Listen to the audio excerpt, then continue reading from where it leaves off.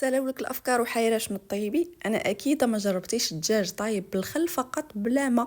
وصفه سهله وسريعه غادي تشكريني عليها. كنقي الدجاج مزيان وكنحكوه بالملحه والحامض وكنعصر عليه الحامض ونخليه يترقد. كنجيب الخضيره اللي عندي وكندير عليها التوابل اللي غتلقاوهم تحت الفيديو، كنغطيها ونديرها في الفران طيب على نار مرتفعه. شرموله ديال الدجاج كندير فيها الحامض مصير، قزبر، حبوب، الكمون وسكينجبير وربع كاس ديال الخل. كنقطع الدجاج ديالي وكناخذ غير الفخيضات، ما كنستعملش الصدر. كنضيف الملحه وكنخليه يترقد. بعد ما كيتشرب كندير نص كاس ديال الزيت مخلطه ما بين البلديه والروميه في الكوكوط، وكنحط الدجاج ديالي كنخلطو وكنسد عليه.